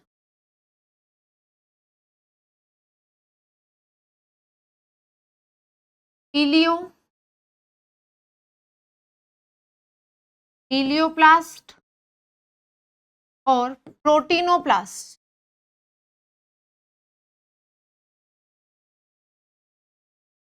ठीक, इसके 3 प्रकार होते हैं, अमाइलोप्लास्ट, इलियोप्लास्ट और प्रोटीनोप्लास्ट। ये जो होता है अमाइलोप्लास्ट, ये क्या काम करता है? तो याद रखना, ये मंड का संचय करता है। पौधों के अंदर उपस्थित जो मंड का संचय होता है वो कहाँ होता है? देखो ये हरे रंग का नहीं है ना, इसके बारे में थोड़ी सी डिटेल याद रखना, ये हरे रंग का नहीं है। तो ये चीजों को स्टोर करने का, पौधों का जो भोजन है उसे स्टोर रखने का काम कर रहा है। लवक अलग अलग काम करेंगे भाई, जो हरे रंग का उसने भोजन बनाया तो वो भोजन स्टोर कहाँ होगा? अलग अलग फॉर्म में जाके। तो जो मंड है वो स्टोर होगा अमाइलोप्लास्ट के रूप में जाकर। इलियोप्लास्ट में क्या स्टोर होगा? तो वो स्टोर करेगा आपके वसा का संचय होगा इलियोप्लास्ट में, और प्रोटीनोप्लास्ट नाम में ही दिख रहा है किसका संचय करेगा? प्रोटीन का संचय। ठीक, तो पौधों के उन भागों में जहां पर मंड का संचय होता है, जैसे हम कहें आलू वगैरह में बहुत ज्यादा स्टार्च होता है, तो उसमें क्या हम मानेंगे क्या होगा? अमाइलोप्लास्ट। ठीक है, वसा का संचय हम बोल रहे हैं बहुत ज्यादा, मूंगफली वगैरह में फैट भी होता है, प्रोटीन भी होता है ना, दालों में प्रोटीन होता है, सोयाबीन में प्रोटीन होता है, तो उसमें क्या होगा? प्रोटीनोप्लास्ट। जैसे 3 तरह के आपके ल्यूकोप्लास्ट अवर्णी लवक है जो पौधों के अंदर हरे रंग के नहीं होते, भूमिगत पार्ट्स में पाए जाते हैं, जो बेसिकली अंदर की तरफ है, जो मेन चीजों को स्टोर करने का काम कर रहे हैं, भोजन बनाने का काम नहीं कर रहे। भोजन बनाने का जो काम है वो किसको दिया गया है? वो दिया गया है आपके हरित लवक को। ठीक है, तो ये 2 हमने देखे हैं, एक हरित लवक हो गया, दूसरा आपका हो गया अवर्णी लवक। अब एक और है हमारा जिसका नाम है वर्णी लवक, क्रोमोप्लास्ट।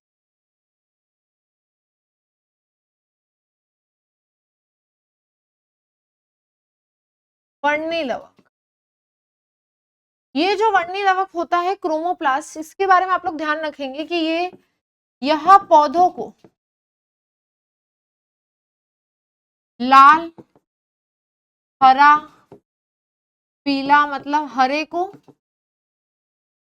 छोड़कर रंग प्रदान करता है। ठीक है, क्योंकि समझे ना, पौधों के केवल सारे भाग हरे थोड़ी ना होते भाई, उसमें फूल भी है, उसमें फल भी है, तो सबके अलग अलग रंग होते हैं। तो ये पौधों को क्या दे रहा है? रंग प्रदान करने का काम करता है। मतलब ये सामान्यतः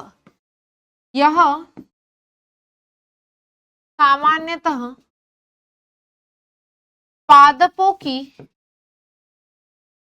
पत्तियों व फलों में या फूलों में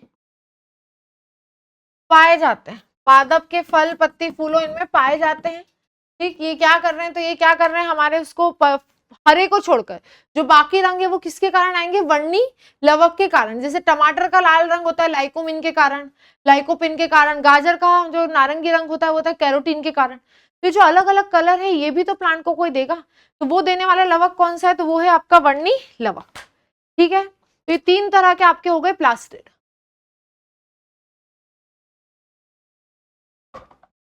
यहाँ पे हमारा कोशिका वाला पार्ट क्या होता है? कंप्लीट, जिसमें हम लोगों ने कोशिका की संरचना देखी है। ठीक है, उसकी खोज, उसकी बेसिक सारी डिटेल देखी। अब देखो यहाँ से आज की क्लास में तो अभी हमने 3 ही कोशिका अंग देखे हैं, बाकी के हम लोग देख चुके हैं ऑलरेडी पहले। एक देखा है लाइसोसोम। लाइसोसोम को अति हिंदी में लायन काय भी कहा जाता है, लायन काय भी इसको बुलाया जाता है। ठीक, लाइसोसोम के बारे में हम लोगों ने सारी डिटेल समझी, क्या काम करता है, इसे किस नाम से बुलाया जाता है। तारक काय के बारे में सारी डिटेल समझी, और इसके बाद प्लास्टिड, और प्लास्टिड में भी हमने ये अलग से पूरा अच्छे से समझा हरित लवक। ठीक, अब देखो सेल जो चैप्टर है उसमें कोशिका संरचना और प्रकार, ये 2 बात हम लोग पढ़ चुके हैं, कोशिका संरचना और कोशिका प्रकार, अगर हमारे सिलेबस के पॉइंट ऑफ व्यू से हम देखें तो। और ये मेंस के टॉपिक है ना, प्री में भी इनसे क्वेश्चन आ सकता है, क्योंकि प्री में भी दिया हुआ है मानव शरीर की संरचना, और भाई शरीर की तो शुरुआत ही किससे हुई है? कोशिका से। तो वहां भी इसके क्वेश्चन आ सकते हैं, तो बिल्कुल आप इसके लिए तैयार रहिएगा। मेंस में इसके जो क्वेश्चन अगर हम बात करें तो 2-2 अंकों में आपसे बहुत सारी परिभाषाएं पूछी जा सकती है, कि 2-2 अंकों में आपसे पूछ लिया गया कि बताओ जीन क्या होता है। ठीक है, 2 अंकों में अगर आपसे पूछ लिया बताओ नाइट्रोजनी क्षार क्या होता है ना, ये कितने में हमें लिखना है, तो ये हमें लिखना है 15 से 20 शब्दों में, 2 अंक वाले जो क्वेश्चन। तो जीन वगैरह क्या होता है, तो जीन क्या होती है हमारे इसके डीएनए का क्रियात्मक खंड होता है, जो अनुवांशिक लक्षण एक पीढ़ी से कहा जाते हैं दूसरे पीढ़ी, उसका जेनेटिक कोड किसमें निहित रहता है, जीन में। अगर नाइट्रोजन क्षार की बात करें तो यह किसका, तो यह हमारे डीएनए व आरएनए की संरचना को बनाने का कार्य करते हैं, जिसके अंदर एडेनिन, थाइमिन, ग्वानिन, यूरेसिल और साइटोसिन होता है। तो ये हमारे नाइट्रोजन क्षार होते हैं ना। इसके अलावा हमसे, ये मैं केवल एक फ्रेम बता रही हूँ आपको, आंसर राइटिंग की आपको पूरी क्लासेस अलग से दी जाएगी। 7 अंकों में कौन कौन सा आ सकता है, तो 7 अंकों में आपसे जैसे छोटे छोटे कोशिकांग पूछ लिए गए कि माइटोकॉन्ड्रिया पर क्या लिखें आप लोग, टिप्पणी लिखें। ठीक, अभी एक जैसे मैंने पढ़ा है कि लाइसोसोम को आत्महत्या की थैली क्यों कहते हैं, आत्महत्या की थैली क्यों कहते हैं। ठीक, आपसे पूछ सकते हैं कोशिकावाद को समझाएं, कोशिका सिद्धांत जो है कोशिकावाद है ना, कोशिका सिद्धांत को समझाएं। तो हमने पूरा पढ़ा है कोशिका सिद्धांत, जो सेल्डन और स्वान ने दिया था वो भी, और जो आपका ल्यूवेनहॉक ने दिया था वो भी, सॉरी, जो आपका कोशिका सिद्धांत था, दोनों टाइप के हमने पढ़े हैं। एक हमने पढ़ा था किसका, तो एक कोशिका सिद्धांत हम लोगों ने पढ़ा है स्लाइडेन और स्वान का, और दूसरा हम लोगों ने देखा था किसका, तो कोशिका सिद्धांत था आपका रुडोल्फ विर्चो के द्वारा दिया गया था वो। ठीक, तो कोशिका सिद्धांत आपसे पूछा जा सकता है। इस तरह से क्वेश्चन आपके 7-7 अंकों में बन सकते हो। 7 अंकों के क्वेश्चन के लिए बिल्कुल बेसिक, बिल्कुल अच्छे से इसको फ्रेम करेंगे तो ये हमने बहुत डिटेल किए सारे आंसर। अगला आपसे 10 अंक में पूछ सकते हैं कि पादप व जंतु कोशिका का सचित्र क्या करो,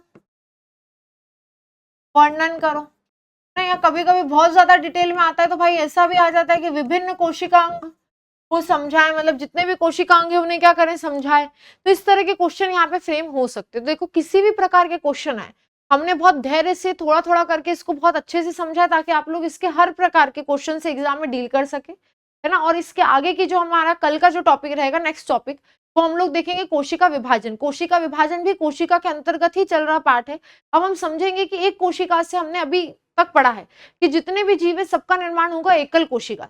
अब वो एकल कोशिका से आगे की कोशिका बनेंगी कैसे, ठीक है, तो उसके बारे में हम पढ़ेंगे कि कैसे कोशिका का विभाजन होगा, कैसे एक पैतृक कोशिका से संततित कोशिका बनेगी, कोशिका विभाजन के कितने प्रकार होते हैं, विथ डिटेल विथ डायग्राम इसको हम लोग पढ़ेंगे। ठीक, तो आई होप ये पूरा आपको पूरा चैप्टर अच्छे से क्लियर होगा कोशिका वाला। ऐसे ही हम लोग पूरी सीरीज हमारी कंप्लीट करते जाएंगे जो भी हमारे थर्ड पेपर के अंदर आ रही है। ठीक है, हम थर्ड पेपर के सिलेबस को, पूरे सिलेबस को बहुत अच्छे से कंप्लीट करेंगे। अभी हमारा ये वाला पार्ट हो चुका है कंप्लीट, कोशिका संरचना और उसके प्रकार। ठीक, थैंक यू सो मच।